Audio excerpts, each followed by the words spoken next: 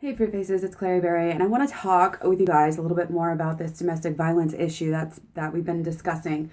I really have a huge problem with the way that society goes about this issue, and I find that obviously the war on drugs doesn't work.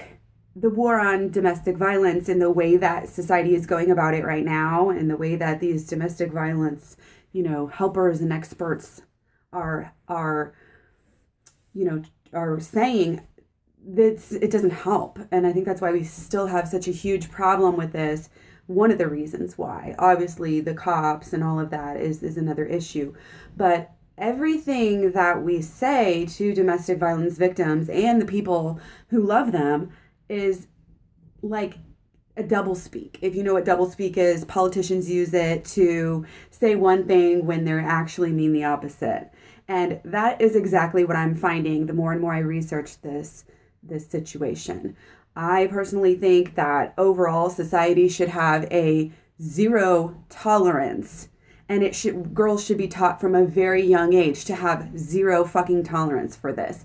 Just the idea that people, professionals even, are telling people to say, literally, don't give advice. Don't tell them what to do, the victim. Don't pressure her to leave. These are real quotes from drvrcv.org, which is a domestic violence, site. And they are claiming to be experts and yada, yada, yada. But literally, don't give advice. Don't tell them what to do. Don't pressure her to leave. And I get the idea.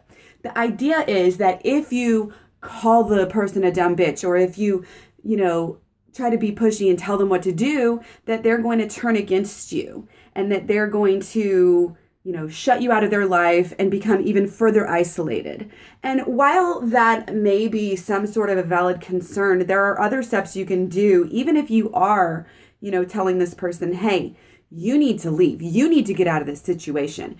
Like I said, that needs to be the advice before the girl is even hit. Because as soon as the girl get hit, there's all these emotions, conflicting this and that. There needs to be a strict moral guideline in our country and across the world. You do not stay with people who beat you. I mean, it shouldn't be, oh, maybe they'll change. It should be, leopards don't change their spots. Girls and everybody should be taught this from a young age. Because not only, is domestic abuse, there's emotional abuse. I mean, it's rampant.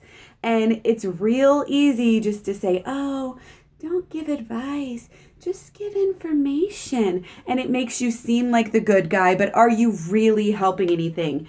No, you're not. Because here's the deal. The alternative, they're trying to say, these are your two choices. No, in reality, what's happening because of this type of bullshit advice is that people are too scared to speak up. It's this type of advice that these professionals are giving out. Don't tell them what to do. It's basically like saying, don't fucking get involved at all. Let them deal with it themselves. Let them make their own decisions. When no, in reality, these girls are basically mentally unstable at that point, obviously. They should be treated like someone who is mentally ill, honestly. They should honestly be threatened to have their kids taken away if they're knowingly putting them to that situation, because 65 of all abuse victims also abuse, or, in this situation, 65% of all situations, they also abuse the kids. I was lucky and that didn't ever happen to me, thank God. I probably, who knows what would have happened. Oh my God, I can't even think about it. But the fact is, nobody in my life said anything. Random people who didn't have anything to lose tried to say something. His friends, my family, nobody. There were warning signs. There were huge warning signs. And nobody even asked me one fucking time, because you know why? People don't want to rock the boat. They don't want to get involved. And all of this literature, all of this bullshit tells them and scares them so bad into becoming the bad guy, pushing them away. And then they're scared if they say anything at all that it's going to be their fault. And this is the epidemic here. the more and more I delve into this subject, the more and more I'm seeing it. The epidemic is not giving advice, telling them what to do, and then them getting pissed off. I haven't heard that from anyone who's been abused. The epidemic is no one is saying shit, okay? And I'm not trying to put all the blame on other people for not saying anything. Of course, it is somewhat the person's fault for putting themselves back in this situation. And anybody who says otherwise is just not thinking. They're just repeating this mundane bullshit that they've been fed that is not helping anybody. Here's the deal. If you touch a hot stove over and over again, okay, let's say you got the stove on and then it's off. So it may be hot still and it may not be. But if you keep touching it, guess what? It's your fault, okay? If you go up to a wild animal, they may attack you. They may not. But if you keep repeatedly putting yourself right next to one of these wild animals, that's your fucking fault, right? The easy solution is don't go put yourself by them. It is I'm not saying it's all their fault. I'm not saying there's a difference between saying it's your fault for putting yourself back in that situation, and there's a difference between saying that it's not your fault at all, or it's, that you deserve it, is what I'm trying to say. There's a difference between saying you deserve it and it's your fault if you go back. And again, if girls are taught from a young age that it is their fault if they go back, then when they're in that situation, they won't be so wishy-washy. This is all set up to perpetuate violence. And you may consider me a conspiracy theorist, but this is how the world works, people, okay? If I knew,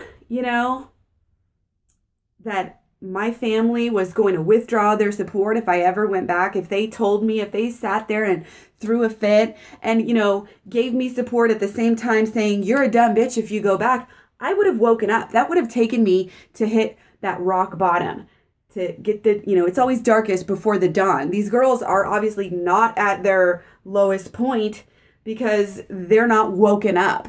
They need somebody else to wake them up. And the fact that it's funny because they may be isolating themselves to a certain point, but also it's the people around them who are helping to isolate. And by speaking out, you show that you care. By getting involved, naming the perpetrator, etc., you are helping the situation.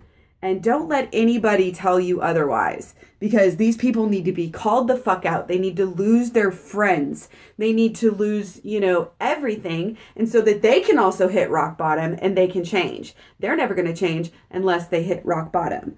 This is a victim mentality. It's enablest. And like I said, leopards don't change their spots. Snake may shed its skin, but it's still a snake. You don't put your hand in the mousetrap. Oh, it may go off. You may get your hand out fast enough. Maybe he's not going to abuse me this time, but it's still your fault for sticking your finger back in that mousetrap. And anybody, like I said, anybody who says otherwise is an enabler. Okay? Wake up. There is a difference between saying you deserve it and it's your fault if you go back. There's a huge difference. People need to know that it's their fault if they go back, that they are putting themselves in harm's way. And the vast majority of the time, they are going to get beat again if they go back. This is what people, we need to change our entire way of thinking about this. Like I said, obviously it doesn't work. And this is why people are scared to speak up. And that's the epidemic.